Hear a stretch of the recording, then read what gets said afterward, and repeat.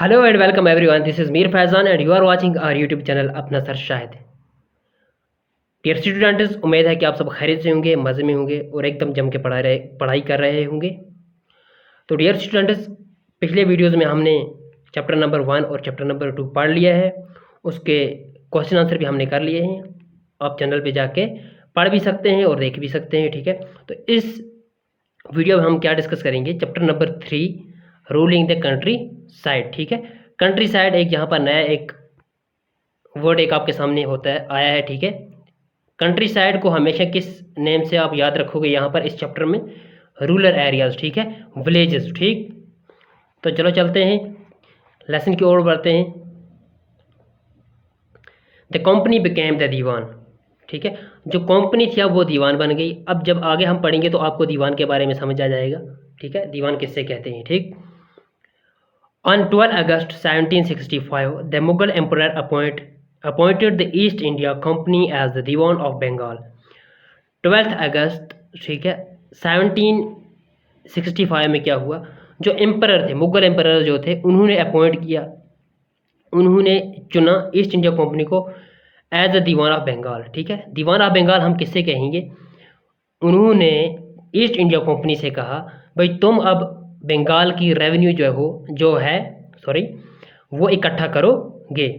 The actual event most probably took place in Robert Clive's tent. अब जो ये तकरीबात हुई, ठीक है, जो एग्रीमेंट साइन हुआ, यूँ मान लो आप, ठीक है, तो वो कहाँ हुआ था? रॉबर्ट क्लायो के टेंट में। लेकिन आप देखो ये क्या है, यहाँ पर एक बहुत बड़ी महफिल दिख रही है, ठीक है। ये उस एग्रीमेंट जब साइन किया गया था तो ये इमेज ड्रा की गई है, लेकिन एक्चुअली इमेज ये नहीं थी। एक टेंट में ये साइन हुआ है, ये सिस्टम जो है ना, ये सारा ये एक टेंट में साइन हुआ है। अब क्या हुआ है, रॉबर्ट क्लाइव ने एक बंदे को रिश्वत एक दी है, ठीक है, कमीशन दी है कि आप इस तरह की पेंटिंग बनाए, ठीक है। उस एग्रीमेंट को फिर आप अब इस तरह से डिज़ाइन किया है उस पैटर्न ने। With a few Englishman and Indians as witness. अब इसमें जब एग्रीमेंट साइन हुआ तो कुछ कुछ इंग्लिशमैन थे, ठीक है, कुछ अंग्रेज थे और क्या थे, कुछ इंडियंस थे, विटनेस जो थे, ठीक है, शहादत। But in the painting above the event is shown as a majestic occasion. जैसे कि आपको मैंने पेंटिंग दिखाई, पेंटिंग जो है वो क्या है, एक मैजेस्टिक ओकेजन एक दिखाया है, taking place in a grand sitting. अब ये ग्रैंड सिटिंग एक भी दिखाई गई है यहाँ पर, ठीक है। The painter was commissioned by Clive to record the memorable events in Clive's life. तो अब जो पेंटर था उसको कमीशन दी थी किसने? ठीक है, पैसे दिए थे क्लायो ने कि आप रिकॉर्ड करें ये मेमोरेबल इवेंट्स जो है, ठीक है, जो ये तकरीबात इवेंट एक रही क्लायो के लाइफ में, इससे क्या करें, पेंट करें। The grant of Deewani clearly was one such event in British imagination. तो जो ये ग्रांट हुई दीवानी राइटर्स की, ये रियली में अगर देखा जाए तो बहुत बड़ी एक क्या थी, हम कहेंगे सक्सेस थी किसकी? ब्रिटिश इमेजिनेशन में, ठीक है। उनके नज़रिए में ये बहुत ही बड़ी उनके लिए कामयाबी थी। As diwan the company became the chief financial administrator of the territory under its control. अब दीवान बन गए, यानी रेवेन्यू कलेक्ट करने वाले ये लोग बन गए कंपनी वाले। तो अब इनके पास सारा जो फाइनेंशियल रिसोर्स था, financial administration of the territory था, यानी बंगाल का जो भी फाइनेंशियल सिस्टम था, एडमिनिस्ट्रेशन था, वो अब सारा इनके हाथ में आ गया। Now it had to think of administrating the land and organising its revenue resources. अब क्या है, अब इसको सोचना है कि ये किस तरह से लैंड को मैनेज करेगा, ठीक है, एडमिनिस्टर करेगा, और अपनी रेवेन्यू को किस तरह से निकालेगा, रेवेन्यू के रिसोर्स को कहाँ से ये पाएगा। This had to be done in a way that could yield enough revenue to meet the growing expenses of the company. अब इसको अपनी लैंड को इस तरह से एडमिनिस्टर करना है ताकि जो इसके रेवेन्यू है ना वो बहुत आए, इनफ रेवेन्यू इसको मिले, ठीक है, जो इसके ग्रोइंग एक्सपेंसेस हैं, ताकि जो इसके खर्चात, आने वाले खर्चात हैं कंपनी के, वो यहीं से इनको वसूल हो जाएं, इसी लैंड से, इसी रेवेन्यू से जो बंगाल में से जमा की जाती थी। A trading company had also to ensure that it could buy the products it needed and sell what it wanted। अब ये ट्रेडिंग कंपनी थी, जाहिर सी बात है, ठीक है, तो इसका ज़्यादा किसकी तरफ इनका जहन रहता था? प्रॉफिट की तरफ। ट्रेड जो तिजारत करने वाले लोग होते हैं, ये हमेशा अपना जो जहन होता है वो फ़ायदे और प्रॉफिट की तरफ ले जाते हैं, ठीक है। तो इन्होंने इंश्योर किया कि हम वो चीज़ें खरीदेंगे, ठीक है, जो हमें ज़रूरत पड़ेगी, ठीक है, जो ज़रूरत होगी और जो हम बेच सकें। ऐसी चीज़ें हम यहाँ से क्या करेंगे, लेंगे या उगाएंगे। Over the years the company also learn that it had to move with some caution. तो कई साल हो चुके थे, ठीक है, तो कंपनी ने भी ये सीख लिया था, ईस्ट इंडिया कंपनी ने भी ये सीख लिया था कि इनको बड़े कॉशन तरीके से चलना है, ठीक है, बड़े ख्याल से इससे गुजरना है, इन चीज़ों से गुजरना है। Being an alien power, it needed to pacify those who in the past had ruled the countryside and enjoyed the authority and the privilege. अब ये एलियन एक थे, एलियन ये इसका मतलब ये नहीं हुआ कि ये किसी और प्लेनेट से आए थे, ठीक है, कोई मिल गया में जो एलियन होते हैं वैसे ये नहीं थे, लेकिन ये था कि ये किसी और कंटिनेंट से आए थे, ठीक है। तो अब इनको किसके साथ साथ चलना था? इनको पैसिफाई करके चलना था, ठीक है, इन लोगों के साथ जो जिनका ऑलरेडी यहाँ पर क्या था, प्रेस्टीज था, ठीक है, दबदबा था, अथॉरिटी जिनके हाथ में थी और जिन्होंने कंट्री साइड यानी विलेजेस में क्या किया है, रूल भी किया है, इन लोगों के साथ साथ जैसे कि ज़िम्मेदार होते हैं, ठीक है, या कि तगल्लुक जो होते हैं, ठीक है, इनके साथ साथ इनको बहुत किससे चलना था? इत्तेफाक से चलना था, ठीक है। Those who had held the local power had to be controlled, but they could not be entirely eliminated. अब ये कह रहे हैं जिन लोगों के पास पावर थी, ठीक है, उनको धीरे धीरे से कंट्रोल करना है, ऐसा नहीं करना है कि उनको एलिमिनेट कर दे तो फिर उससे क्या हो जाएगा कि लोग उभर के आएंगे और प्रॉब्लम क्रिएट हो जाएगी, ठीक है। ये बड़े नरम लहजे से क्या कर रहे थे, अपने कंट्रोल में इन लोगों को ला रहे थे। How was this to be done? अब ये किस तरह से किया जाएगा? In this chapter you will see how the company came to colonise the countryside. इस चैप्टर में आप पढ़ोगे कि किस तरह से जो रूरल एरियाज थे उनको कंपनी ने क्या किया, कॉलोनाइज किया, ठीक है, उनको अपने कब्जे में लाया, फिर उन पर रूल किया। ऑर्गेनाइज रेवेन्यू रिसोर्सेज, वहाँ से ऑर्गेनाइज किए रेवेन्यू रिसोर्सेज, ठीक है, अपनी आमदनी वहाँ से निकाली। Redefine the right of the people, जो लोगों के हक थे उनको रिडिफाइन किया। And produce the crops it wanted, और वो फसलें इन्होंने उगाई जो ये चाहते थे, जो इनको ज़रूरत थी। Revenue for the company, revenue for the company, अब कंपनी के लिए ये रेवेन्यू कहाँ से आई, ठीक है, जो इनकम है ये कहाँ से आ रही थी, कैसे आ रही थी, कौन सा तरीका इन्होंने अपनाया कि इनको रेवेन्यू आ रही थी, ठीक है। इसके लिए बहुत बड़ी स्टोरी है पीछे लगी हुई, बस आप स्टक टू रीडिंग रहें, ठीक है, आप पढ़ते रहें। The company had become the diwan but it still saw itself primarily as a trader. अब जैसे आपको मैंने कहा जो कंपनी थी ये दीवान थी, ठीक है, टैक्स कलेक्ट करने वाली एक कंपनी एक थी, ठीक है।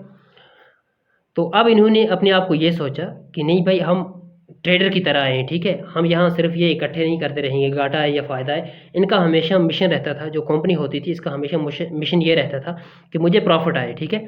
पहली ये देते थे, इंपॉर्टेंस देते थे प्रॉफिट इसको, ठीक है, प्राइमरली जो इनकी चीज़ थी वो उसको क्या देते थे, प्रॉफिट उसको देते थे ज़्यादा प्रेफरेंस।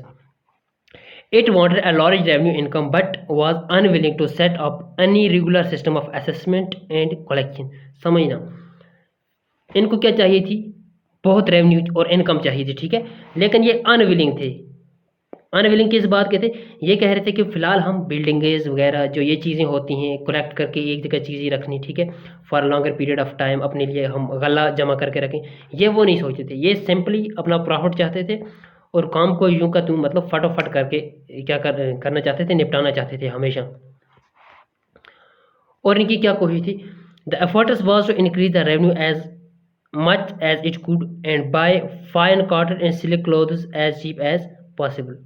अब इनके एफर्ट्स रहते थे कि रेवेन्यू जो है उसको इंक्रीज किया जाए, ठीक है, और जो फाइन क्वालिटी ऑफ कॉटन है ना, बहुत बेहतर किस्म का कॉटन जो है ना, सबसे बढ़िया किस्म का, वो ख़रीदा जाए बहुत ही सस्ते दामों में, या कि सिल्क है वो भी बहुत सस्ते दामों में ख़रीदा जाए, सस्ती रेट पे ख़रीदा जाए और बेचा जाए जितनी अच्छी पॉसिबल रेट इनकी हो सके, ठीक है। Within 5 years the value of goods bought by the company in Bengal doubled. अब 5 साल में क्या हुआ, ठीक है, जो चीज़ें इन्होंने खरीदी थी उनकी जो वैल्यू थी वो क्या हो गई, डबल हो गई, ठीक है, दुगना हो गई। By 1865, the company had purchased goods in India by importing gold and silver from Britain. 1865 से पहले क्या होता था, जो कंपनी थी, ठीक है, ईस्ट इंडिया कंपनी जो थी, वो हिंदुस्तान से कैसे परचेज करती थी चीज़ें, बाहर से इंपोर्ट करती थी, इंग्लैंड से गोल्ड इंपोर्ट करती थी या कि सिल्वर इंपोर्ट करती थी, और यहाँ से क्या खरीदती थी, चीज़ें, बाकी जो इनको नीड जिन चीज़ों की पड़ती थी, लेकिन इसके बदले में वो ले जाते थे यहाँ से ये चीज़ें, इंडिया की चीज़ें, ठीक है। Now the revenue collected in Bengal could finance the purchase of goods for exports. अब इनको बाहर से गोल्ड नहीं लाना है, कुछ नहीं लाना है, जो रेवेन्यू इन्होंने बंगाल से जमा की है ना, उसी से ये क्या खरीदेंगे, गुड्स फॉर एक्सपोर्ट, बाहर जो चीज़ें इन्होंने भेजनी होगी ना, वो उसके बदले में खरीदेंगे, और जो अपने इनको फाइनेंस यहाँ पर खर्चा आएगा, कंपनी को जो यहाँ पर इंडिया में खर्चा आएगा, वो भी यहीं से इनको निकल जाएगा, ठीक है। अब बंगाल का तो इन्होंने बेड़ा गर्क कर दिया बेचारे का। Soon it was clear that Bengal economy was facing deep crisis. जल्दी ही ये क्लियर हो गया, जो बंगाल की इकॉनमी है ना, उसमें क्राइसिस स्टार्ट हो गई, ठीक है। Artisans were deserting villages since they were being forced to sell their goods to the company at low price. अब जो आर्टिसनस है ना, ठीक है, जो विलेज में काम करने वाले बंदे थे ना, वो डेजर्ट हो गए, यानी वो विलेज को छोड़ के भाग गए, दूसरी जगह पर जाने लगे। वो क्यों जाने लगे, क्योंकि कंपनी जो थी उनको फोर्स कर रही थी, ज़बरदस्ती उनसे उनकी चीज़ें सस्ते दामों पे ले जा रही थी। Peasants were unable to pay the dues that were being demanded from them. अब जो peasants थे वो भी डेवज नहीं दे रहे थे। डेवज किससे हम कहेंगे, टैक्स वगैरह, ठीक है, ये नहीं दे रहे थे जितनी उनसे डिमांड करते थे उतनी, जबकि टैक्स उनके पास रेवेन्यू ही नहीं आती पीजेंट्स के पास, तो वो टैक्स इतनी देते कहाँ से, ठीक है। Artisanal production was in decline. अब जो आर्टिसनल प्रोडक्शन थी वो भी कम हो गई। The need to improve agriculture, ठीक है। अब कौन सी ज़रूरत पड़ी, क्यों ज़रूरत पड़ी, इसके पीछे क्या राज था कि एग्रीकल्चर को इम्प्रूव करने की ज़रूरत पड़ गई, यानी एग्रीकल्चर की जो प्रोडक्शन है उसमें इजाफा करने की ज़रूरत पड़ गई। If the company was in रून्स could the company be certain of its revenue income. अगर कंपनी खसाड़े में थी, ठीक है, रून में थी, ठीक, तो क्या वो अपनी रेवेन्यू को क्या करती, कंटिन्यू करती, जो अपनी कंपनी के काम है, ठीक है, उसको फिर वो कैसे कंटिन्यू कर सकती है। Most company officials began to feel that investment in land had to be encouraged and agriculture had to be improved. बहुत सारे ऐसे कंपनी ऑफिशियल्स थे, यानी ऑफिसर्स थे, जो ये फील कर रहे थे कि जो इन्वेस्टमेंट है लैंड में, ठीक है, वो इनकोरेज करना है और एग्रीकल्चर किसी न किसी हालत में इम्प्रूव करना है। How was this to be done. अब ये एग्रीकल्चर इम्प्रूव किस तरह से होगा और इन्वेस्टमेंट किस तरह से होगी। After 2 decades of debate on the question, the company finally introduced the permanent settlement in 1793. Date को याद रखना।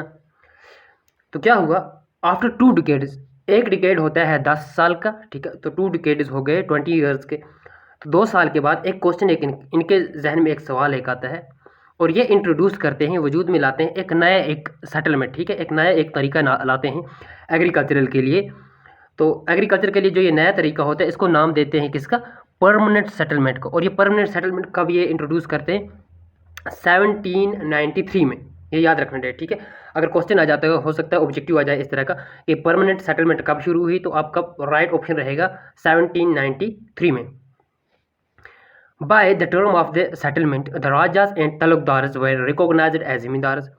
अब जो परमानेंट सेटलमेंट थी, ये इंट्रोडक्शन जो नया ज़मीन में इंट्रोड्यूस या इम्प्रूवमेंट लाया था सेटलमेंट का, तो इसमें क्या होता था, राजास जो होते थे या के तलुकदार्स, ठीक है, वो रिकॉग्नाइज किए जाते थे ज़मींदार, ठीक है। जो राजास होते हैं, तलुकदार्स, आपको मैं इस तरह समझा लेता हूँ। हमारे यहाँ डिस्ट्रिक्ट होते हैं, फिर तहसील होते हैं, बाकी चीज़ें होती हैं। जब लोकल लेवल पे हम जाते हैं तो यहाँ पर क्या होता है, मोहल्लाज होते हैं, ठीक है, विलेजेस होते हैं। तो इसी तरह से जो विलेज के हेड होते थे या कि ऐसे यूनिट किसी के हेड होते थे, उनसे तलुकदार कहते हैं, सी, ठीक है। तो अब क्या हुआ, उनको इंट्रोड्यूस और उनको रिकॉग्नाइज़ किया गया, उनको रिकॉग्नाइज़ किया गया एज जिम्मेदार, यानी कि वो जिम्मेदार हैं, राजा और तलुकदार जो है उनको जिम्मेदार माना गया। They were asked to collect rent from the peasants and pay revenue to the company. उनको ये कहा गया कि आप रेंट कलेक्ट करें किन लोगों से, पीसेंट्स से, ठीक है, और रेवेन्यू पे करें किसको, कंपनी के, ठीक है। The amount to be paid was fixed permanently, that is, it was not to be increased ever in future. तो जो अमाउंट फिक्स की गई, ठीक है, रेवेन्यू की वो परमानेंटली फिक्स की गई, याद रखना। जो परमानेंट सेटलमेंट था इसीलिए इसको परमानेंट सेटलमेंट नाम दिया गया, क्योंकि जो ये टर्म्स एंड कंडीशंस किसके लिए थी, रेवेन्यू के लिए थी, ये परमानेंटली थी। तो अब क्या है, ये इंक्रीज फ्यूचर में यानी आने वाले समय में इनको इंक्रीज या डिक्रीज नहीं करनी थी ये रेवेन्यू, ठीक है। It was fact that this would ensure a regular flow of revenue into the company coffers and at the same time encourage the zamindar to invest in improving the land. अब क्या महसूस हुआ, जो कंपनी वाले थे उन्होंने सोचा, हमने ज़िम्मेदारों को ये कहा कि भाई हमें फिक्स्ड रेवेन्यू दो। फॉर एग्जांपल हम मान लेते हैं कि जो कंपनी है, कंपनी कहती है ज़िम्मेदार से हमें आप रेवेन्यू देना एक बंदे से 100 रुपये की, ठीक है।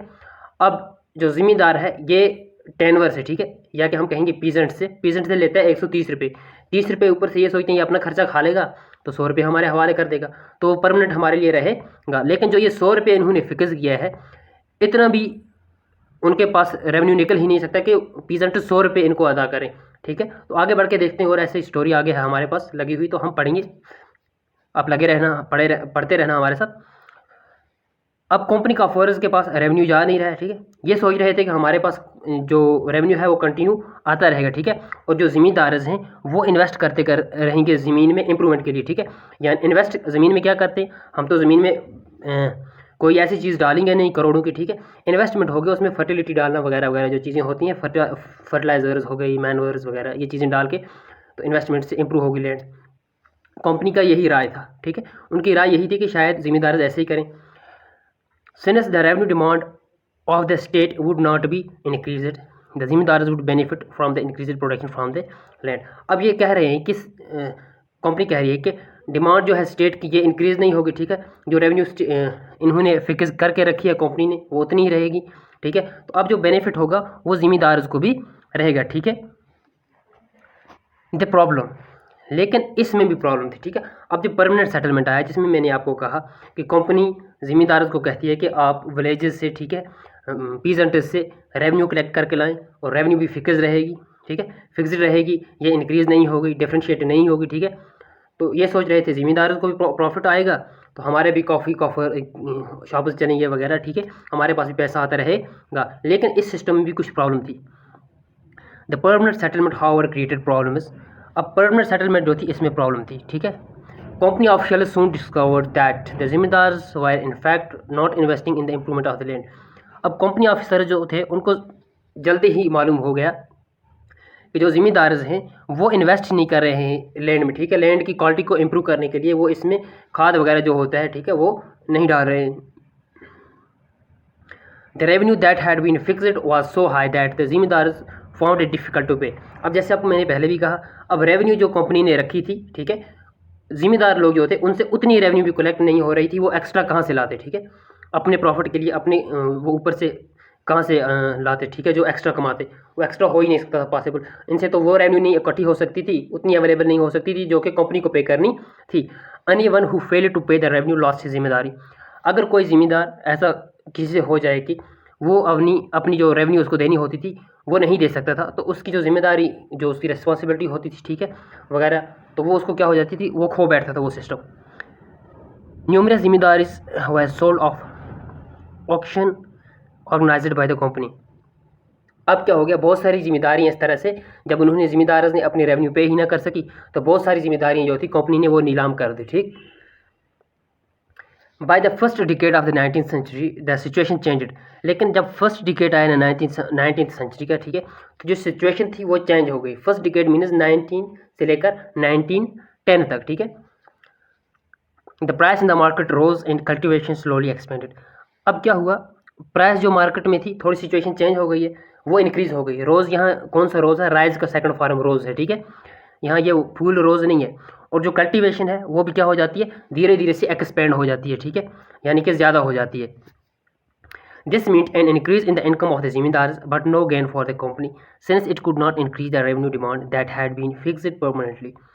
अब जैसे ही प्राइसेस इंक्रीज हो गए मार्केट में, ठीक है, तो जो रेवेन्यू थी वो भी थोड़ी ज़्यादा होने लगी, ठीक है, कल्टीवेशन ज़्यादा होने लगी। तो जो कंपनी के लोग थे, अंग्रेज़ लोग जो थे, तो इन्होंने सोचा कि भाई हमारे लिए तो इनकम इंक्रीज़ ही नहीं हो रही है, ये इनकम इंक्रीज़ हो रही है किसके लिए, ज़िम्मेदार के लिए, ठीक है। तो इसमें कोई और जो सिस्टम था परमानेंट सेटलमेंट का, इसको चेंज करना पड़ेगा, ठीक है। तो क्योंकि जो रेवेन्यू थी वो फिक्स्ड थी किसके लिए, कंपनी के लिए। उनके पास इंक्रीमेंट अगर वहाँ से एग्रीकल्चर में हो रहा है, चेंज हो गई है कंडीशन, लेकिन इनके पास उतनी ही रेवेन्यू पहुँचती है। अब ये सोचते हैं किसी तरह से हम क्या करें, इस सिस्टम को चेंज करें ताकि ज़िम्मेदार के पास ज़्यादा प्रॉफिट ना जाए, प्रॉफिट हमारे पास आए, कंपनी के पास यानी क्या है, ठीक है। इवन देन द ज़िम्मेदार did not have an interest in improving the land. अब ज़िम्मेदार के पास नो डाउट थोड़े पैसे आने लगे क्योंकि कल्टीवेशन जो है वो इंक्रीज़ हो गई, एक्सपेंड हो गई, ठीक है। लेकिन इनको फिर भी कोई इसमें इंटरेस्ट नहीं था, ठीक है, कि ये लैंड की क्वालिटी को इम्प्रूव करते, ठीक। Some had lost their lands in the earlier years of the settlement. आधे लोगों ने पहले ही ज़मीन खो रही थी, ठीक है, सेटलमेंट के पहले पहले ईयर्स में जब वो रेवेन्यू अपनी पे ना कर पाए तो उनको क्या करना पड़ गया, अपनी ज़मीन को नीलाम करना पड़ गया, ठीक। अदर्स नाउ सा the possibility of earning without the trouble and risk of investment. अब जो बच चुके थे, जिन ज़मींदार के पास लैंड रही थी, उन्होंने सोचा भाई अब अर्न करेंगे, अब हम पैसे कमाएंगे, ठीक है, अब हमारे पास कोई ट्रबल नहीं है, ठीक है, हमें कोई परेशानी नहीं है, रिस्क ऑफ इन्वेस्टमेंट हमें नहीं है कोई भी, क्योंकि ज़मीन हमें फसल दे रही है।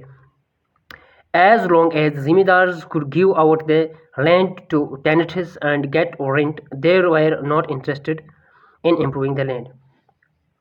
जब तक ज़िम्मेदार क्या कर रहे थे, लैंड दे रहे थे टेनेंट्स को, ठीक है, और उनसे रेंट ले रहे थे। टेनेंट्स कौन लोग होते हैं, पीसेंट्स, ठीक है, तब तक वो इंटरेस्टेड नहीं थे ज़मीन की क्वालिटी को इम्प्रूव करने में, ठीक है।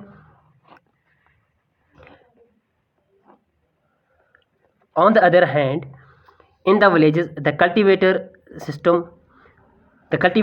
found the system extremely oppressive. अगर दूसरी जानब देखते हैं, ठीक है, ऑन द अदर हैंड हो गया, दूसरी जानब अगर हम देखते हैं, विलेजेस की तरफ देखते हैं, तो जो कल्टीवेटर हैं उनको सिस्टम एक्सट्रीमली ओप्रेसिव लगा, ठीक है, यानी कि वो बहुत तंग थे इस सिस्टम से। The rent he paid to the zamindar was high and his right on the land was insecure. अब जो रेंट उनको देनी थी ज़मीन पे, ठीक है, ज़िम्मेदार उसको, वो बहुत ही ज़्यादा हाई थी, और जो राइट उनका ज़मीन पे था, ठीक है, वो भी इनसिक्योर था, यानी कि वो सिक्योर्ड नहीं था। To pay the rent he had to often take a loan from the money lenders. अब रेंट पे करने के लिए, ठीक है, अब जो पीजेंट था, ठीक, इसको क्या काम करना पड़ता था, कल्टिवेटर को क्या लाने पड़ते थे, मनी लेंडर्स से पैसे लाने पड़ते थे। And when he failed to pay the rent he was evicted from the land and he had cultivated which he had cultivated from generations, ठीक है।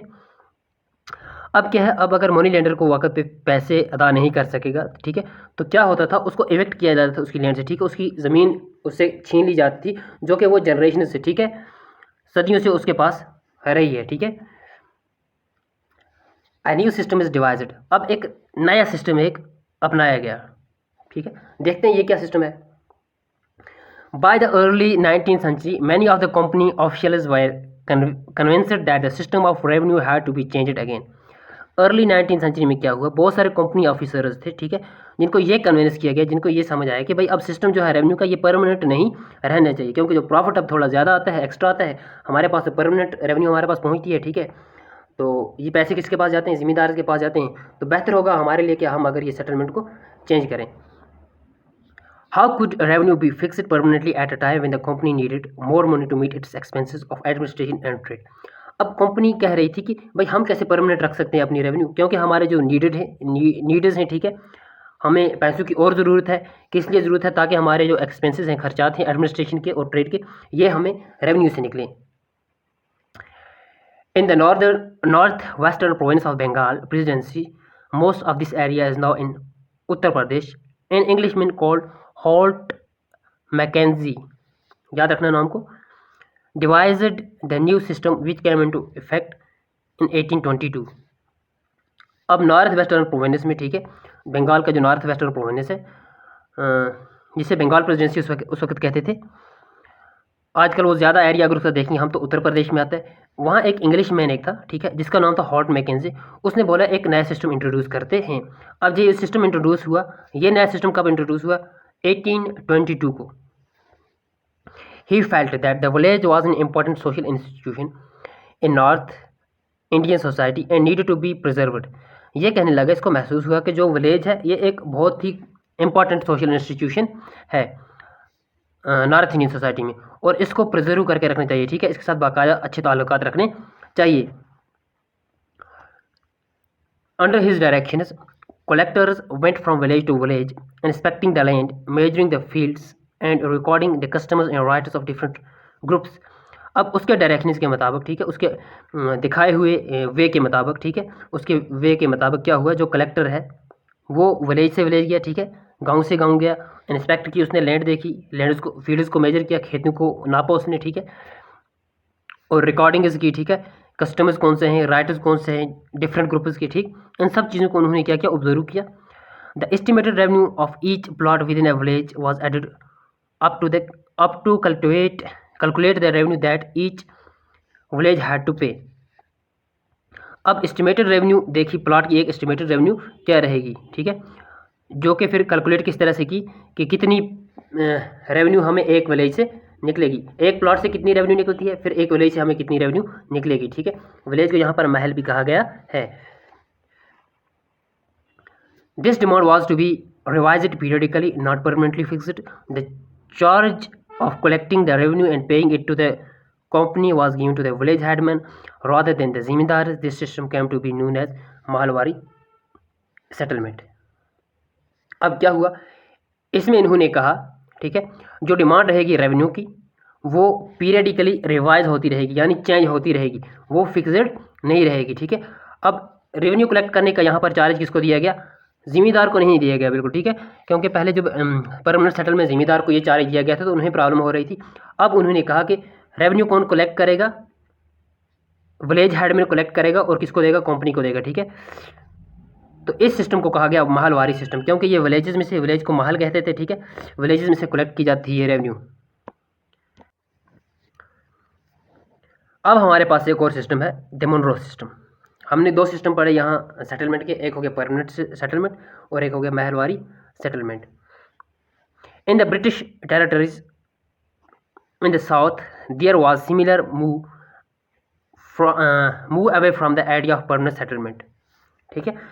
ये अब कहाँ की बात हो रही है, साउथ इंडिया की बात हो रही है। यहाँ पर ऐसा ही मूव था किसके बारे में, परमानेंट सेटलमेंट के बारे में। The new system that was devised came to be known as ryotwari, ठीक है। अब एक नया सिस्टम एक इंट्रोड्यूस हुआ जिसको नाम दिया गया रोतवारी, ठीक है।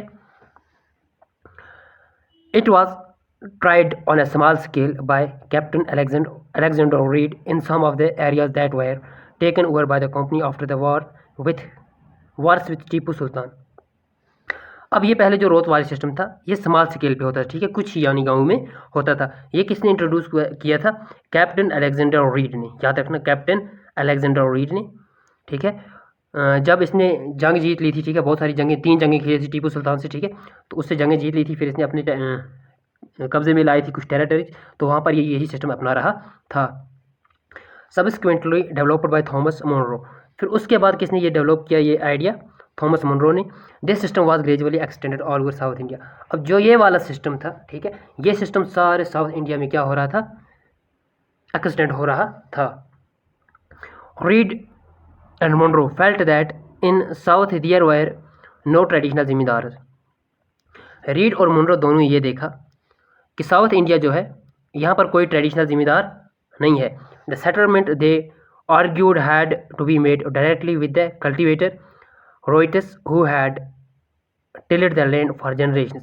इन्होंने सोचा कि सेटलमेंट जो हम करते हैं, एग्रीमेंट जो हम करते हैं, ठीक है, वो सीधी डायरेक्ट किससे करते हैं, कल्टिवेटर से करते हैं, जो यानी कि टिल, जो अपनी ज़मीन को जोत रहा है जनरेशन से, ठीक है,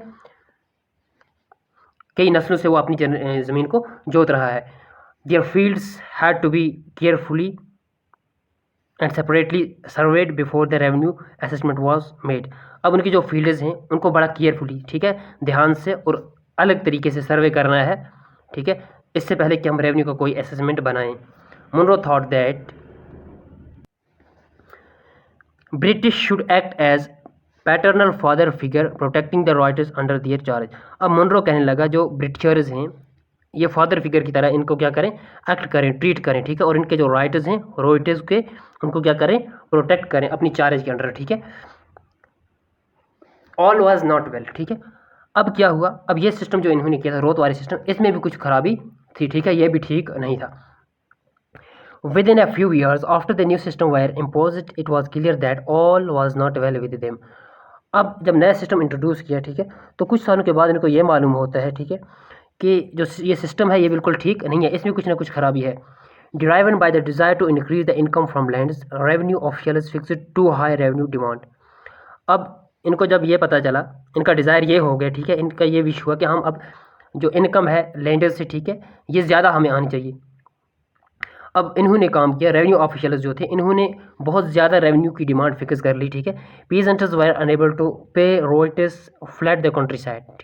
अब पीजेंट्स जो थे वो उन्होंने पे ना कर पाए टैक्स जो देनी थी, ठीक है। अब इन्होंने काम किया, पीजेंट्स ने, ये कंट्री साइड से भाग गए, ठीक है। In villages became deserted in many reasons. अब जो विलेजेस थे वो डिजर्ट हो गए, यानी कि बिल्कुल खाली हो गए, इसमें पीजेंट्स रहे ही नहीं, वो किसी और रीजन्स में चले गए, ठीक है। Optimistic officials had imagined that the new system would transform the peasants into rich enterprising farmers, but this did not happen. अब जो ऑप्टोमिस्टिक ऑफिशियल्स थे, ठीक है, इन्होंने अपनी जहन में ये इमेजिन किया था, ये ख्याल रखा था कि जो नया सिस्टम हमने इंट्रोड्यूस किया है ये पीजेंट्स को रिच बनाएगा, ठीक है, यहाँ तक कि उनको फार्मर बना देगा, लेकिन ऐसा बिल्कुल नहीं हुआ। Crops for Europe. अब देखते हैं ये क्या है, ठीक है। यूरोप के लिए क्रॉप्स कौन से प्रोड्यूस करने थे, क्यों प्रोड्यूस करने थे, इसके पीछे क्या राज था, ठीक है, ये चीज़ें हम देखते हैं। The British also realised that the countryside could not only yield revenue, it could also grow the crops that revenue required. अब ब्रिटिशर्स ये रियलाइज़ करने लगे, ये सोचने लगे कि जो ये गाँव हैं, ठीक है, ये सिर्फ हमें रेवेन्यू नहीं दे सकेंगे, ठीक है, यानी पैसे की शक्ल में रेंट नहीं दे सकेंगे, ठीक है, इतने ही नहीं होना चाहिए। It could also grow the crops that Europe required. इन गाँव में वो फसल भी पैदा हो सकती है, ठीक है, जो यूरोप में रिक्वायर हो, ठीक है, ज़रूरत पड़े। By the late 18th century, the company was trying its best to expand the cultivation of opium and indigo.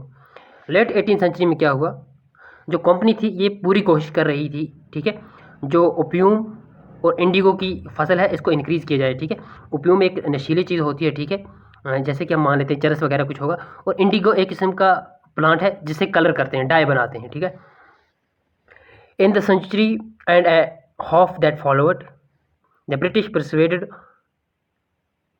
persuaded or forced cultivators in various parts of India to produce other crops, ठीक है। अब British ने क्या काम किया, एक century और आधी सेंचुरी, ठीक है, 1.5 सेंचुरी के बाद इन्होंने परसुएड किया, मजबूर किया, ठीक है, या कि फोर्सली कहते थे कल्टिवेटर्स को, ठीक है, पीजेंट्स को, कि आप क्या काम करें, आप प्रोड्यूस करें क्रॉप्स, ठीक है।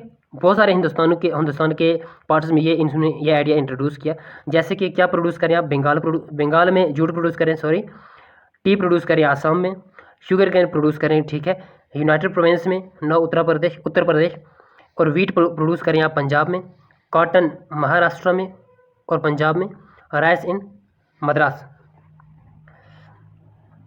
How was this done? The British used a variety of methods to expand the cultivation of crops that they needed.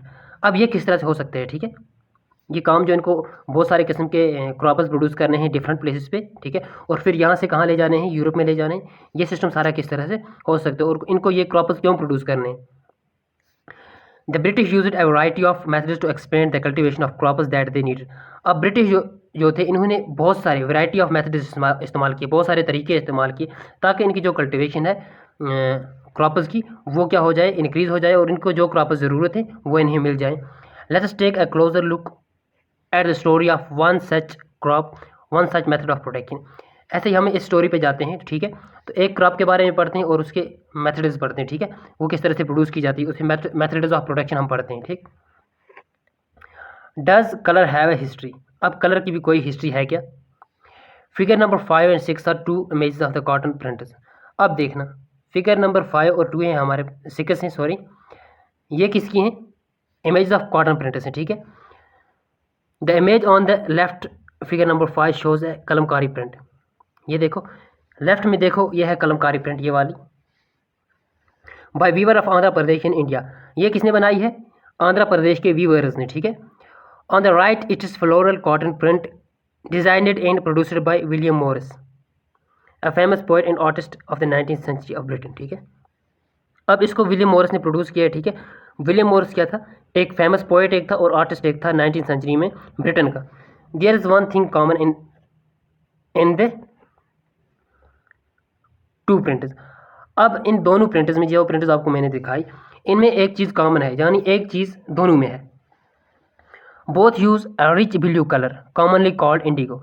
दोनों में एक किस्म का कलर इस्तेमाल किया गया है, एक बहुत ही अच्छा और बेहतर कलर इस्तेमाल किया गया है जिसे क्या कहते हैं, इंडिगो कहते हैं। Do you now how this colour was produced? क्या आप जानते हैं कि जो ये कलर है ये किस तरह से प्रोड्यूस किया जा रहा था? The blue that you see in these printers was produced from a plant called indigo. अब जो ब्लू वाला कलर है इन प्रिंटर्स में जो आप देख रहे हैं, ये प्रोड्यूस किया जा रहा था एक किस्म के पेड़ से, ठीक है, एक किस्म के प्लांट से, जिसको क्या कहते थे, पौधे एक से प्रोड्यूस किया जा रहा था जिसे इंडिगो कहते थे। It is likely that the blue dye used in Morris printers in 19th century Britain was manufactured from indigo plant cultivated in India. अब यह लग रहा है कि जो 19th सेंचुरी में जो मॉरिस ने प्रिंट की था, ठीक है, प्रिंटिंग की थी, तो वो भी मैन्युफैक्चर जो पेंट था वो किससे मैन्युफैक्चर हुआ था, इंडिगो प्लांट से, ठीक है। उसकी कल्टिवेशन की गई, फिर उससे पेंट निकाला गया है, ठीक है, कलर निकाला गया है इस इंडिगो प्लांट से। For India was the biggest supplier of Indigo in the world at that time. अब हिंदुस्तान जो था सबसे बड़ा सप्लायर था इंडिगो का उस वक्त में, ठीक है। Why the demand for Indian Indigo? अब इंडिगो जो है वो कहीं भी ग्रो हो सकता है, ठीक है, हर जगह पे ज़मीन ही है, ठीक है, हर जगह पे एक किस्म का मौसम है। कई एक जगह ऐसी होंगी जो टेम्परेट जोन में होंगी, जो दूसरे ऐसे जोनस में होंगी जहाँ पर इंडिगो प्रोड्यूस हो सकता है। लेकिन इंडिया से ही क्यों ऐसा इंडिगो मांगा जाता है, इंडिया के इंडिगो की डिमांड क्यों है, अब ये हम पढ़ने जा रहे हैं। The indigo plant grows primarily in the tropics. अक्सर तौर पर जो इंडिगो प्लांट है ना, ये कहाँ ग्रो होता था, ट्रॉपिक्स में। जियोग्राफी में आपने पढ़ा होगा, ठीक है, ये मान लेते हैं हम globe.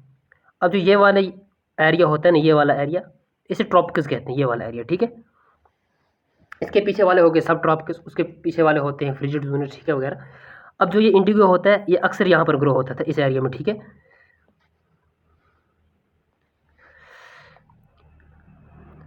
By the 13th century Indian indigo was being used by cloth manufacturers in Italy, France and Britain to dye clothes। अब 13th सेंचुरी में क्या हो रहा था, इंडिया का जो इंडिगो था, ठीक है, वो इटाली में मैन्युफैक्चरर इस्तेमाल करते थे, फ्रांस में इस्तेमाल करते थे, ब्रिटेन में इस्तेमाल करते थे, किसके लिए, क्लोथ्स को डाई करने के लिए, क्लॉथ्स को कलर देने के लिए। However, only small amount of Indian indigo reached the European market and its price was very high। तो इस तरह से क्या होता था, इंडियन इंडिगो की बिल्कुल कम क्वांटिटी, ठीक है, स्मॉल अमाउंट कहाँ पहुँचती थी, यूरोपियन मार्केट में, और इसकी प्राइस जो होती थी वहाँ पर बहुत हाई होती थी। European cloth manufacturers therefore had to depend on another plant called woad to make violet and blue dyes। अब जो यूरोपियन के मैन्युफैक्चरर्स थे, ठीक है, यूरोप के जो मैन्युफैक्चरर थे, क्लॉथ मैन्युफैक्चरर्स, उनके पास क्वांटिटी जो इसकी थी वो बहुत महंगे दामों में पड़ती थी इस डाई की, ठीक है, इंडिगो की। तो उन्होंने एक अल्टरनेटिव इसका रखा था, एक और कलर इस्तेमाल करते थे इसके बदले में, जिसको वोड कहते थे, याद रखना, ताकि कपड़ा जो है वो वायलेट और ब्लू बन जाए।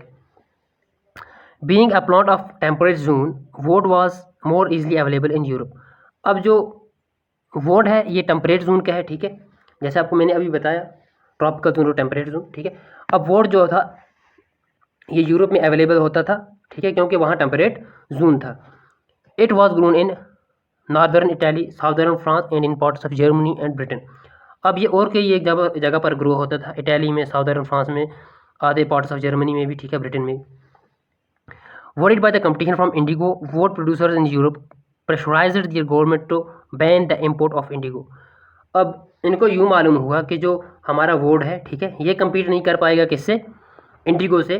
तो अब जो ये इंडस्ट्रियलिस्ट थे, ठीक है, मैन्युफैक्चरर जो थे इसके क्लॉथ के, इन्होंने प्रेशराइज किया अपनी गवर्नमेंट को, यूरोपियन गवर्नमेंट को, ठीक है, ये कहा कि आप बैन करो इंडिगो को इम्पोर्ट होने के लिए।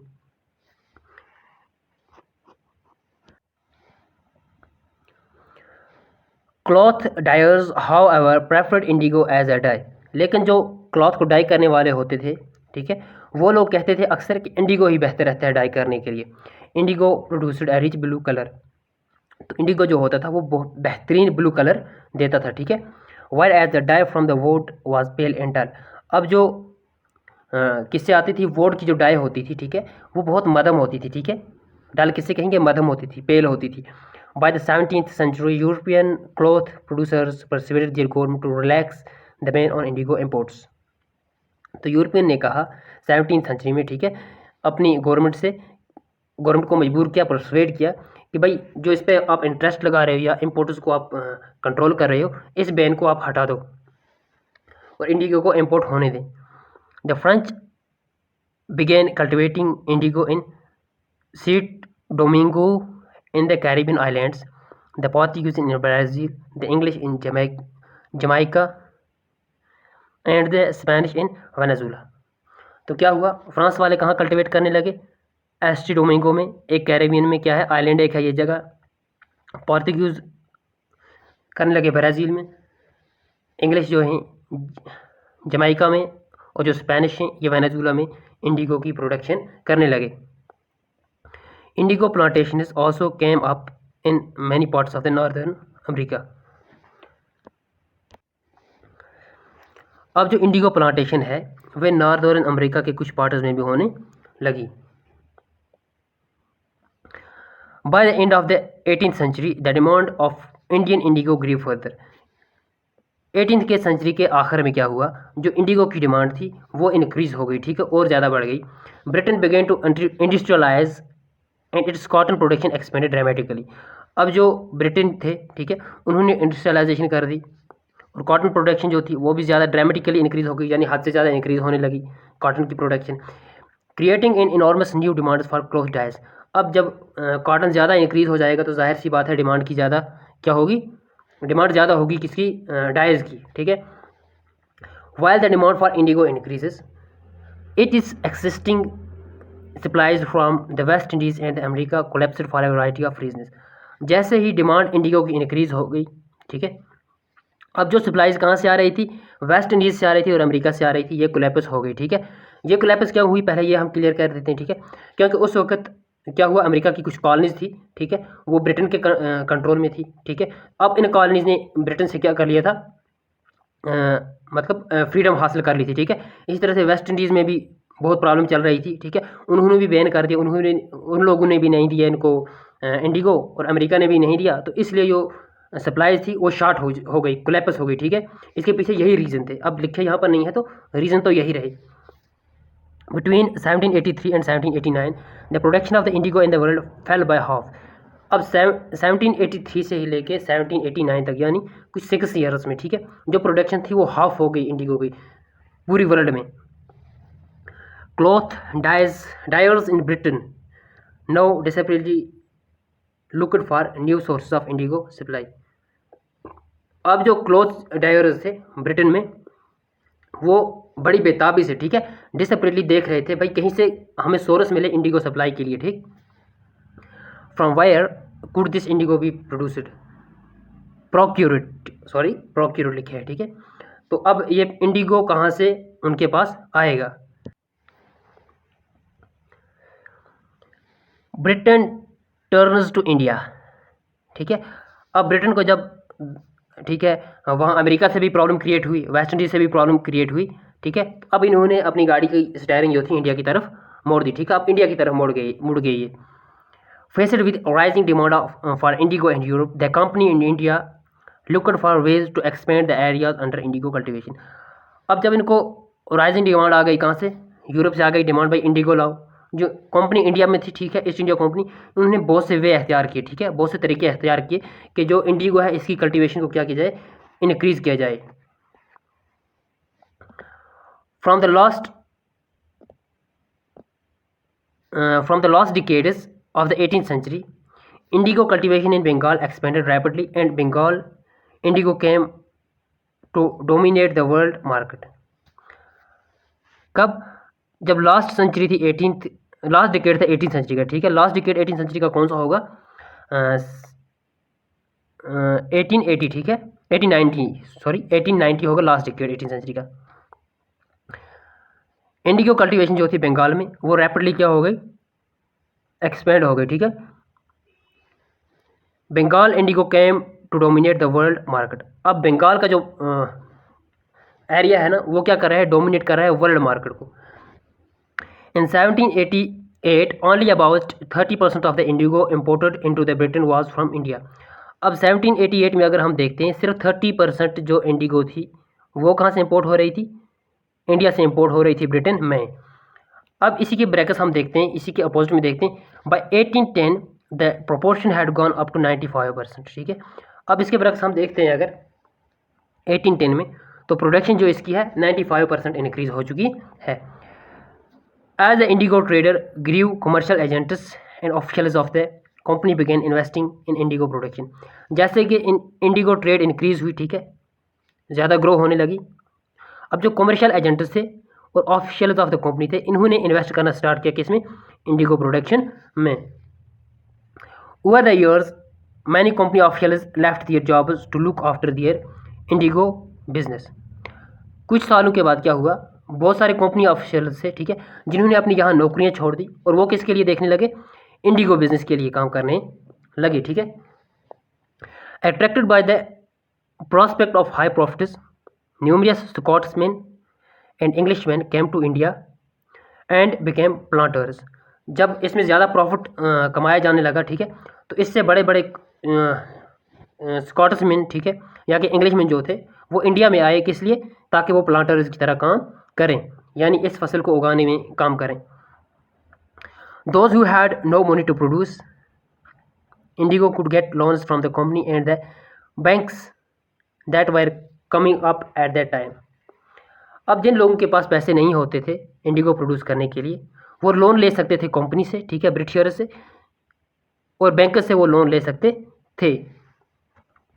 How was Indigo cultivated.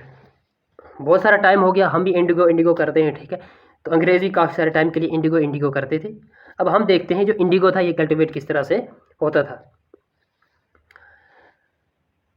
There were two main system of indigo cultivation, nij and ryoti, ठीक है। अब दो किस्म के सिस्टम थे जिससे कि इंडिगो की कल्टिवेशन होती थी, ठीक है। एक था निज कल्टिवेशन और एक था ryoti cultivation. Within the system of nij cultivation the planters produce indigo in the land that he directly controlled. देखना डिफरेंस को समझना अच्छी तरह से, फिर प्रॉब्लम क्रिएट हो जाएगी जब क्वेश्चन आ जाएगा निज कल्टिवेशन किससे कहते हैं, ठीक है, और रोयती कल्टिवेशन किससे कहते हैं। उस वक्त प्रॉब्लम नहीं होनी चाहिए, बेहतर है कि इसी वक्त समझ लें आप, ठीक है।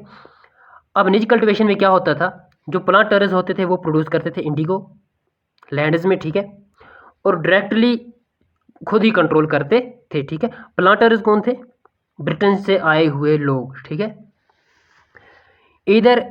He either brought the land or rented it from the other जिम्मेदार्स and produced indigo by directly employing hired labor। अब वो क्या करते थे, जो अमेरिका इससे ब्रिटेन से आए हुए लोग थे, ठीक है, वो काम करते थे, वो बॉट करते थे लैंड, या कि लैंड ही खरीद लेते थे या रेंट पे लेते थे लैंड को, ठीक है, किससे, जिम्मेदार से, और उस पर प्रोड्यूस करते थे क्या, इंडिगो प्रोड्यूस करते थे। किस तरह से प्रोड्यूस करते थे, वहाँ पर लेबर्स को एम्प्लॉय करते थे, ठीक है, मजदूरों को लगाते थे और इंडिगो को प्रोड्यूस करते थे। इसमें क्या हुआ, निज कल्टिवेशन में याद रखना क्या हुआ, जो वहाँ से आए हुए प्लांटर्स थे उन्होंने ज़मीन को खुद ही या तो खरीद लिया या तो रेंट पे ज़मीन ली इन्होंने, और उस पर इन्होंने बंदे लगाए, मजदूर लगाए, और खुद ही इन्होंने प्रोड्यूस किया इंडिगो को, ठीक है। द प्रॉब्लम विद निज कल्टिवेशन, अब इस कल्टिवेशन के साथ कुछ प्रॉब्लम हो रही थी, इस तरीके के साथ कुछ प्रॉब्लम हो रही थी। The planters found it difficult to expand the area under nij cultivation. अब जो प्लांटर्स थे उनको बहुत ही मुश्किल हो गया, ठीक है, कि वो एरिया को एक्सपेंड नहीं कर सकते थे under nij cultivation. Indigo could be cultivated only on fertile lands. एक और इनके लिए मसला ये था, जो इंडिगो कल्टिवेट हो रही थी वो सिर्फ फर्टाइल लैंड पे, यानी ज़रख़ीज़ ज़मीन पे प्रोड्यूस हो रही थी। And these where already densely populated. अब जो ये फर्टिलाइजर लैंड्स थी सॉरी, ये ऑलरेडी पहले इससे डेंसली क्या थी, पॉपुलेटेड थी, ठीक है। लोग पहले ही आकर इस पे सेटल हो गए थे, इन ज़रख़ीज़ ज़मीनों पे, फर्टाइल ज़मीनों पे। Only small plots scattered over the landscape could be acquired. अब इनको काम करना पड़ता था, एक टुकड़ा ज़मीन का एक जगह पर, दूसरा प्लॉट दूसरी जगह पर, तीसरा प्लॉट तीसरी जगह पर, दूर दूर जाके इनको क्या करना पड़ता था, इन लैंड्स को कल्टिवेट करना पड़ता था। Planters needed large area in compact blocks to cultivate indigo in plantation. अब जो प्लांटर्स है, ठीक है, उनको एक ऐसा एरिया जो बिल्कुल क्लोज में हो, ठीक है, एक दूसरे के करीब हो, वैसा एरिया उनको क्या था, ज़रूरत था, किसके लिए, कल्टीवेशन ऑफ इंडिगो के लिए, ठीक है, या प्लांटेशन ऑफ इंडिगो के लिए। Where could they get such land farms. अब उनको ऐसी लैंड फार्म्स मिलती कहाँ से, ठीक है, क्योंकि जो फर्टाइल लैंड थी ये लोगों ने ऑलरेडी संभाल के रखी हुई थी, ठीक है, They attempted to lease in the land around the indigo factory and evict the peasants from the areas.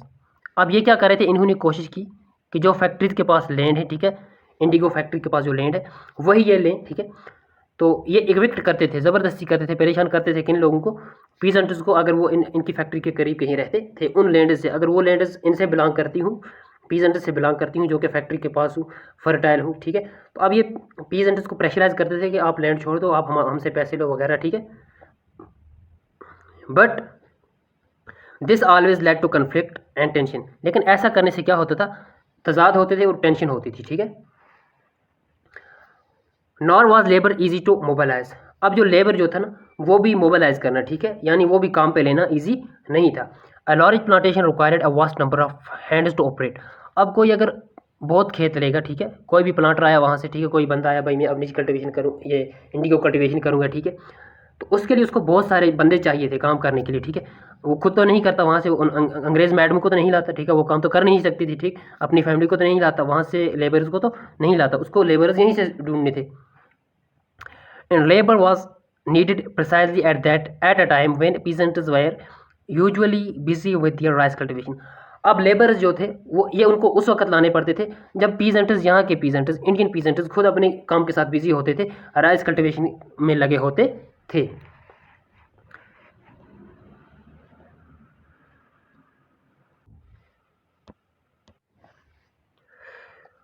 निज cultivation on a large scale also required many ploughs and bullocks. अब जो निज कल्टिवेशन थी, ठीक है, इस पे बहुत सारे क्या होते थे, बड़ी स्केल पे क्या ज़रूरत पड़ते थे, प्लोज, ठीक है, हल वगैरह, और बुलॉक्स भी ज़रूरत पड़ते थे। 1 बीघा ऑफ इंडिगो कल्टिवेशन रिक्वायर्ड 2 प्लोज। अब 1 बीघा लैंड अगर होती ना, ठीक है, उसके लिए कितने ज़रूरत पड़ते थे, 2 प्लोज, यानी 2 हल ज़रूरत पड़ते थे। बीघा क्या है, बीघा एक यूनिट ऑफ मेजरमेंट है, ठीक है, लैंड को मेजर करने का यूनिट एक है, ठीक है, जैसे कि हम एकर्स कहते हैं, कनाल कहते हैं वगैरह, ठीक है। तो इस तरह से क्या है, बीघा भी एक यूनिट एक है। This mean that a planter with 1000 bighas would need 2000 ploughs. इसका मतलब है अगर कोई प्लांटर आया है तो वो उसके पास कितनी बीघा, 1000 बीघा ज़मीन है, तो अब उसको कितनी चाहिए ploughs, 2000। Investing on purchase and maintenance of ploughs was a big problem. अब इस चीज़ पर इन्वेस्ट करना, ठीक है, परचेज करना और मेंटेन करना प्लोज को, ये एक बहुत बड़ी प्रॉब्लम थी किसके लिए, प्लांटर के लिए, जो कि यूरोप से आया है, ठीक है, उसको मालूम भी नहीं है यहाँ के कल्चर के हिसाब के बारे में, यहाँ का जो सिस्टम है उसके बारे में बिल्कुल बेखबर है, उसके लिए बहुत बड़ी प्रॉब्लम खड़ी हो जाती थी। Nor could supplies be easily got from the peasants since their plows and blocks were busy on their rice fields again exactly at the time that the indigo planters needed them. अब क्या था, ना ही supplies easily इनको किसकी मिल रही थी, peasants की मिल रही थी उस वक्त, ठीक है, सिंस देयर प्लोज, क्योंकि उनके प्लोज जो होते थे और ब्लॉक्स जो होते थे वो बिजी होते थे अपनी फील्ड्स में, ठीक है। अगेन एग्जैक्टली क्या होता था, उसी वक्त इंडिगो प्लांटर्स को किनकी नीड थी, इन चीज़ों की नीड थी, यानी प्लोज की नीड और ब्लॉक्स की नीड उस वक्त थी, और पीसेंट्स की या लेबर की नीड उस वक्त इनको पड़ती थी जबकि वो खुद अपने काम के साथ क्या होते थे, बिजी होते थे। Till the late 19th century planters were therefore reluctant to expand the area under niche cultivation। तो इस तरह से क्या हुआ, टिल 19th century ना 19वीं सदी तक क्या होता है, जो प्लांटर्स होते हैं वो अपने एरिया को क्या करते रहते हैं, एक्सपेंड करते रहते हैं, जो नीच कल्टीवेशन के अंडर आता है, ठीक। Less than 25% of the land producing Indigo was under this system. अब 25% जो लैंड थी वो किसके अंडर थी, इसी सिस्टम के अंडर थी, ठीक है, इंडिगो कल्टीवेशन के अंडर थी। The rest was under in alternative mode of cultivation, the roti system. अब जो बाकी बची हुई थी, ठीक है, वो किसके अंडर थी, वो लैंड थी बाकी कल्टीवेशन के अंडर, ठीक है। इस सिस्टम को रोटी सिस्टम कहते थे।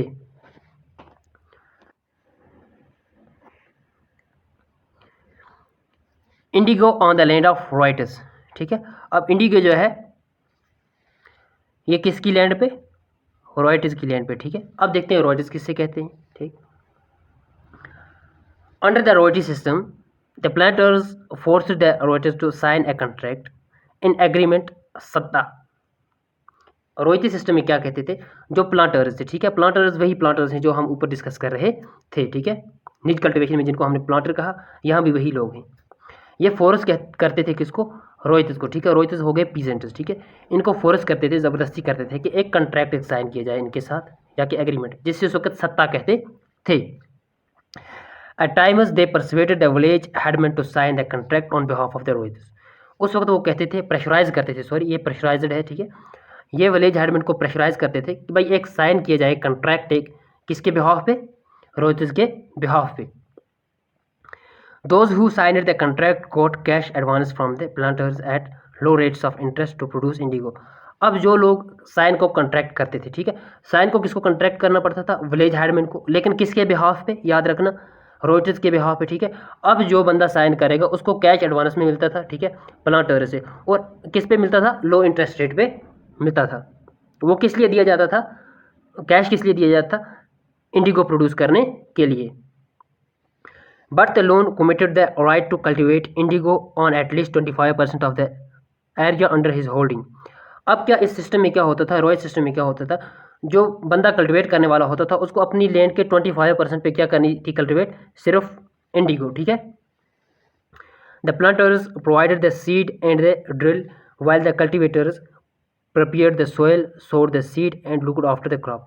अब जो प्लांटर था, ठीक है, जो पैसे दे रहा था बंदा, इसको क्या काम करना है, सीड देना है, ठीक है, और ड्रिल देनी है, ठीक है।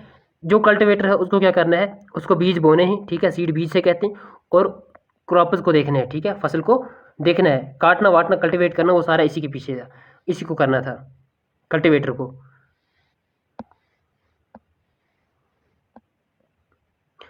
अब देखो यहाँ पे हाउ वाज इंडिगो प्रोड्यूस्ड। अब देखो जो इंडिगो था, ठीक है, जो ये डाई थी ये किस तरह से प्रोड्यूस हो रही थी, इंडिगो का जो प्लांट था, इंडिगो डाई का जो प्लांट था, ये किस तरह से प्रोड्यूस होता था।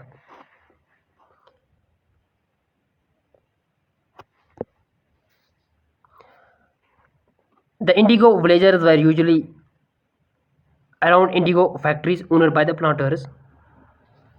अब जो इंडिगो विलेजेस थे, ठीक है, ये यूजुअली कहाँ होते थे, इंडिगो फैक्ट्रीज के पास ही होते थे, ठीक है, और ये किसके होते थे, प्लांटर्स के होते थे। After harvest the indigo planters was taken to the vats in the indigo factory. जब काटे जाती थी इसकी फसल तो इंडिगो प्लांटर्स जो होते थे वो कहाँ लिए जाते थे, वैट्स में, ठीक है, फैक्ट्री में कोई इंस्ट्रूमेंट होगा, ठीक है, जिसको वैट्स कहते थे।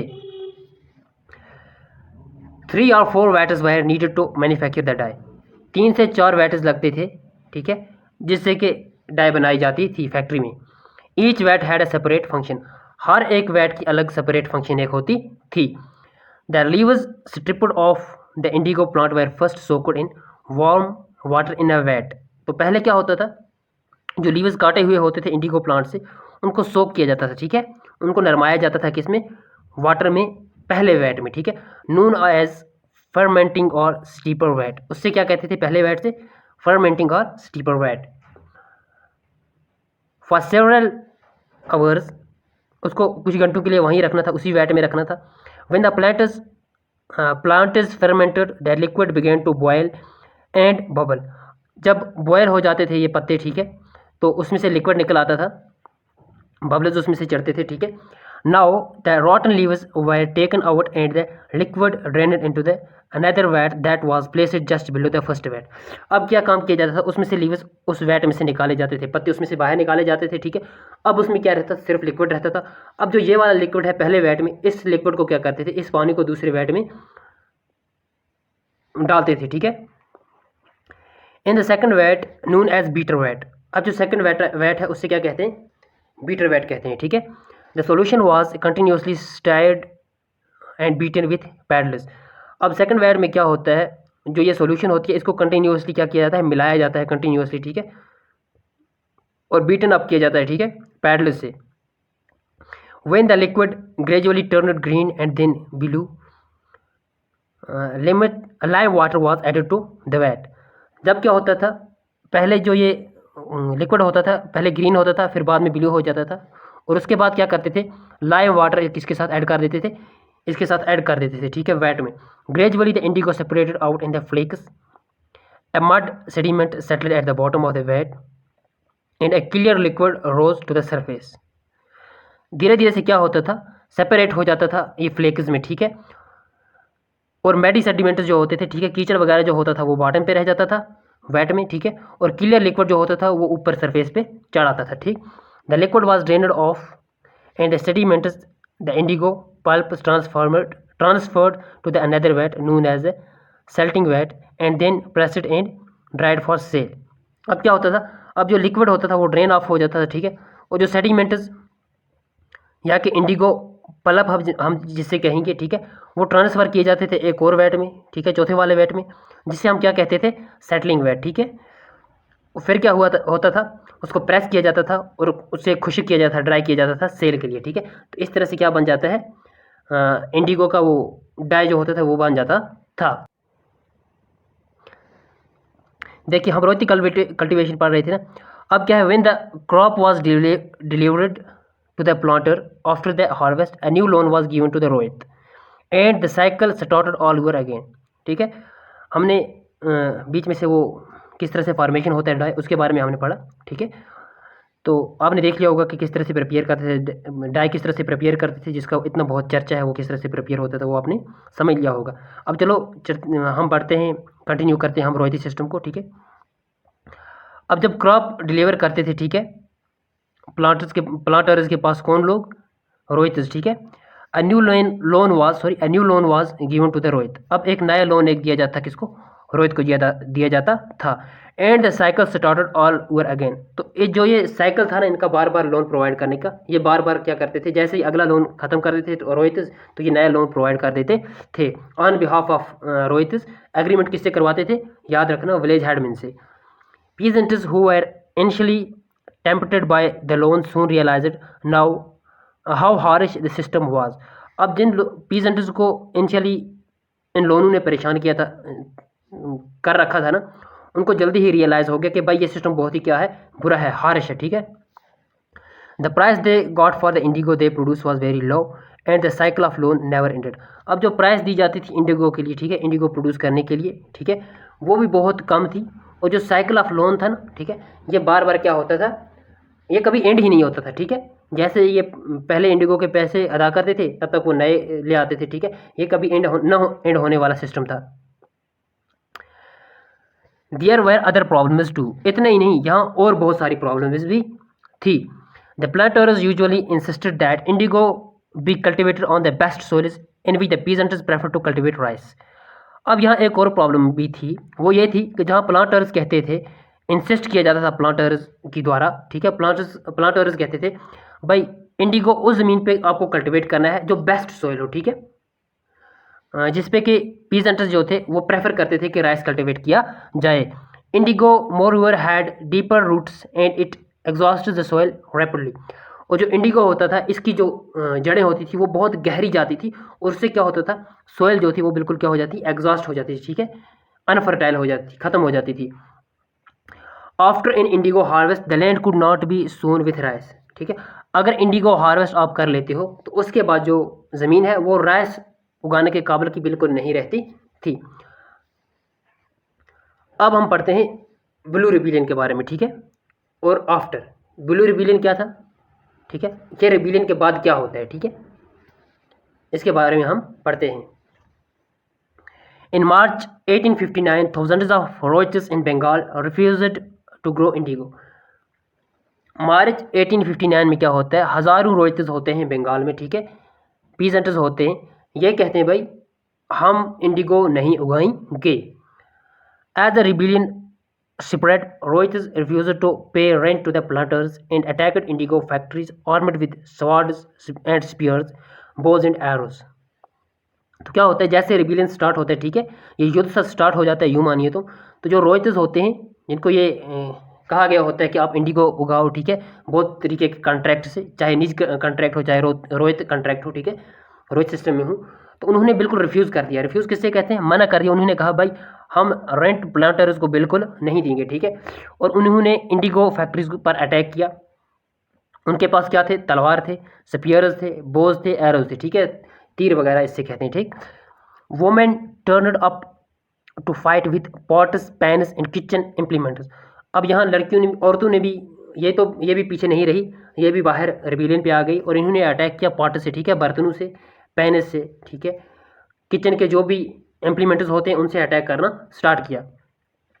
Those who worked for the planters wire socially boycotted and the Gomastas, agents of planters who come to collect rent were beaten up.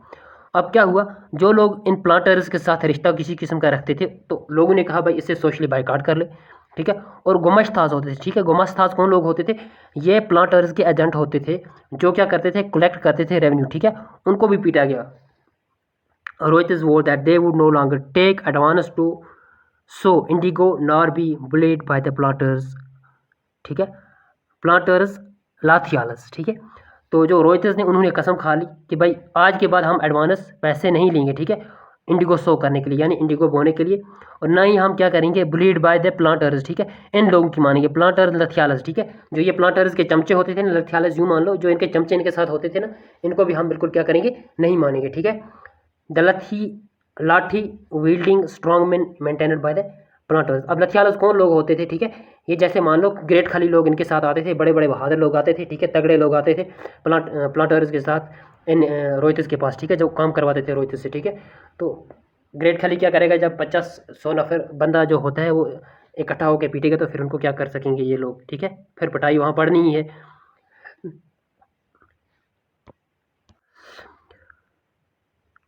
Why did indigo peasants decide that they would no longer remain silent? अब ये जो Indigo peasants थे, ठीक है, इन्होंने क्यों ये फैसला लिया कि ये अब खामोश नहीं रहने वाले, ठीक है। What gave them the power to rebel. अब इनको कहाँ से ये पावर कहाँ से आई, ये क्या करने के लिए, बगावत करने के लिए, ठीक है। Clearly the Indigo system was intensely oppressive. कोई शक नहीं है, जो ये इंडिगो सिस्टम था ये बहुत ओप्रेसिव था। But those who are oppressed do not always rise up in the rebellion. लेकिन वो लोग जो ओप्रेस किए जाते थे वो कभी ऐसे रिबेलियन पे आए नहीं। They do so only eight times, ठीक है, लेकिन इस वक्त वो किस तरह से रिबेलियन पे आ गए। In 1859, the Indigo writers felt that they had the support of local zimindars and village headmen in their rebellion against the planters. 1859 में क्या होता है, जो इंडिगो पीजेंट्स होते हैं, इंडिगो रॉयटर्स जो होते हैं, उनको ये ऐसा कुछ महसूस होता है, जो लोकल ज़िम्मेदार हैं, जाके विलेज हेडमैन हैं, ये क्या है, इनके सपोर्ट में हैं। ये लोग जो हैं ये किसके अगेंस्ट हैं, प्लांटर्स के अगेंस्ट हैं। And many villages headman who had been forced to sign indigo contracts mobilised the indigo peasants and fought pitched battles with lathiyals. अब बहुत सारे विलेजेस में ऐसा हुआ जो इंडिगो कॉन्ट्रैक्टर होते थे, ठीक है, जिनसे साइन करवाया जाता था, जैसे मैंने आपको विलेज हेडमैन के बारे में कहा था, ठीक है। उन्होंने कहा भाई हम किसके खिलाफ लड़ते हैं, यानी लठियालस के खिलाफ लड़ते हैं, ठीक है, उनको पीटा गया लठियालस को।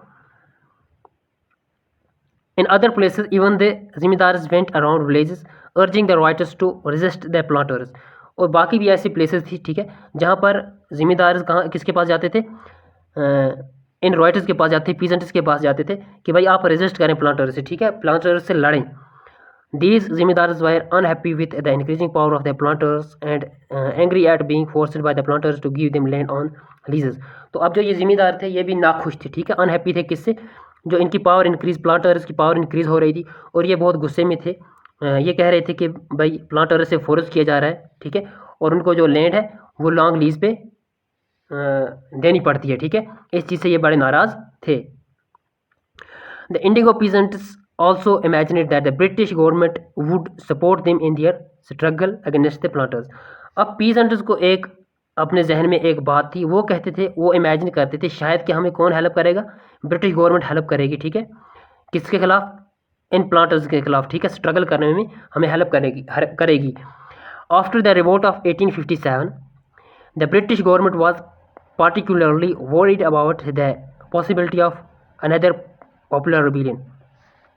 तो रिवोल्ट ऑफ 57 के बाद जो ब्रिटिश गवर्नमेंट थी, ठीक है, वो डरती थी किससे, कि जैसा रिवोल्ट 1857 में आया ऐसा कोई और पॉपुलर रिवोल्ट आ ना जाए, ठीक है।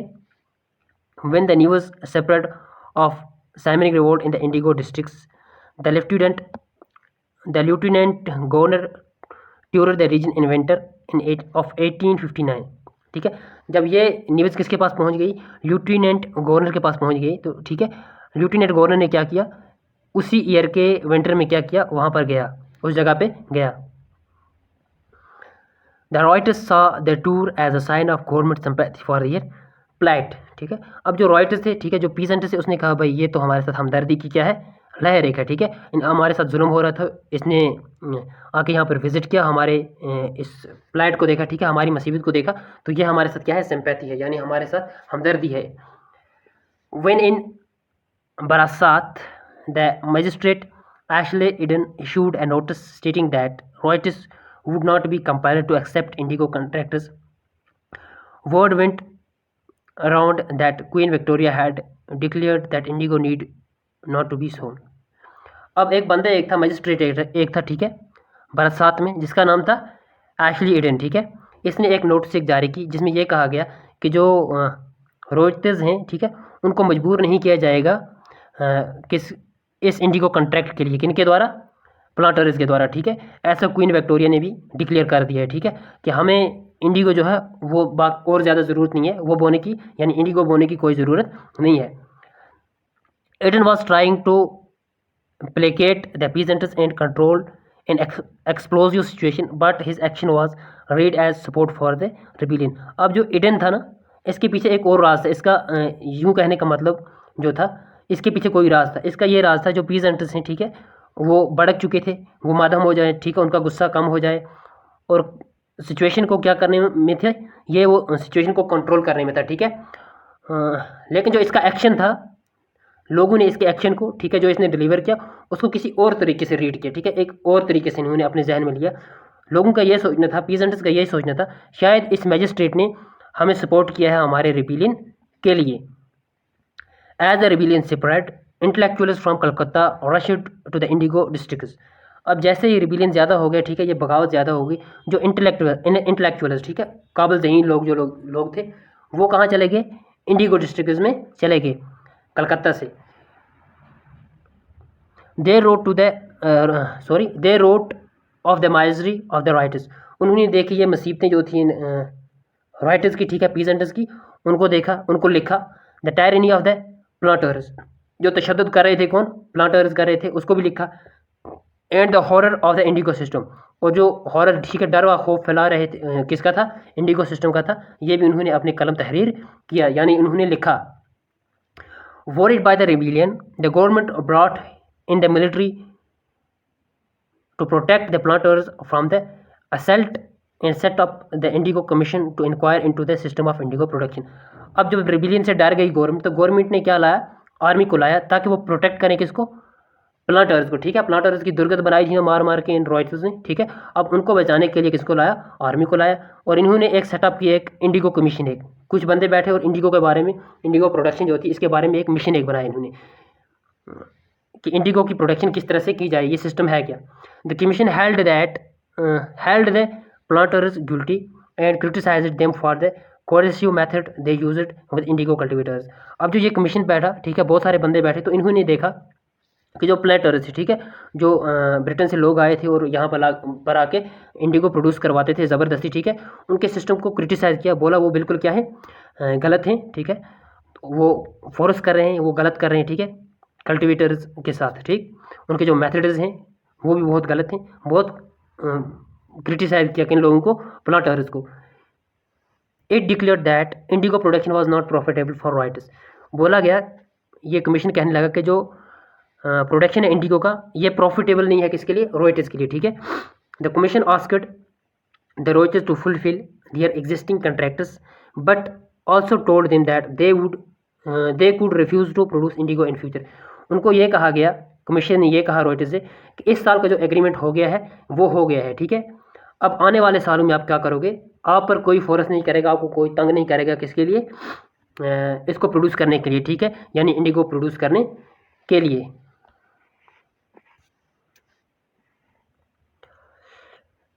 After the revolt indigo production collapsed in Bengal. जब रिवोल्ट खत्म हो गया ना, तो जो इंडिगो प्रोडक्शन थी ना, ये बंगाल में बिल्कुल ख़त्म हो गई, क्योंकि लोग इस इंडिगो से बहुत तंग आ चुके होते थे।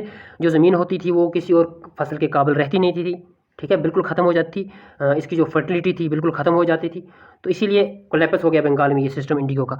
But the planters now shifted their operation to Bihar. लेकिन ये प्लांटर्स भी अंग्रेज़ की चाल चलते थे, ये यहाँ से निकल गए बंगाल से, और कहाँ चले गए, बिहार में चले गए, ठीक है। इन्होंने वहाँ ये धंधा स्टार्ट किया। With the discovery of synthetic dyes in the late 19th century, their business was severely affected, but yet they managed to expand production. लेकिन जब साइंथिटिक डाइज, ठीक है, केमिकल से बनती थी ये डाइज, जब ये डिस्कवर हुई 19th सेंचुरी में, तो अब जो ये प्लांटर्स थे, ठीक है, इनका जो बिजनेस है ये बिल्कुल क्या हो गया, काफ़ी सारा इसको इफेक्ट पड़ा, सीवियरली इफेक्ट पड़ा, ठीक है। लेकिन ये फिर भी मैनेज करते थे कि प्रोडक्शन को एक्सपेंड किया जाए। When Mahatma Gandhi returned from South Africa, a peasant from Bihar persuaded him to visit Champaran and see the plight of the indigo cultivators there.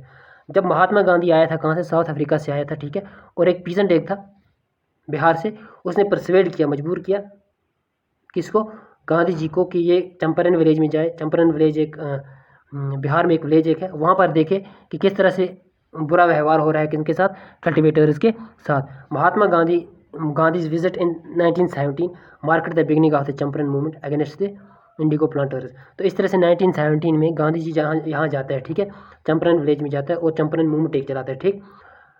तो आप जब नाइन्थ क्लास के हैं, जब 10th क्लास में जाओगे तो बाज़ाब्ता इस चंपारण विलेज की एक स्टोरी एक है, ठीक है। वहाँ पर गांधी जी जाता है और वहाँ पर उनको बहुत सारे दिनों के लिए वहाँ ठहरना पड़ता है और उनके साथ लड़ना पड़ता है, ठीक है। तो हमने ये लेसन इसी के साथ कंप्लीट कर दिया, ठीक है। इसके बाद हम इसके क्वेश्चन आंसर करेंगे। आई होप कि आपको बहुत बेहतर तरीके से समझ आया होगा, ठीक है। एक दो बार चैप्टर को पढ़ लिया करें तो श्योर आपको चैप्टर बहुत अच्छी तरह से समझ आ जाएगा, ठीक है। तो हमारे चैनल को भी सब्सक्राइब कर दिया करें, जाते जाते ये रेड बटन पे क्लिक कर दिया करें। अगले वीडियो में मिलते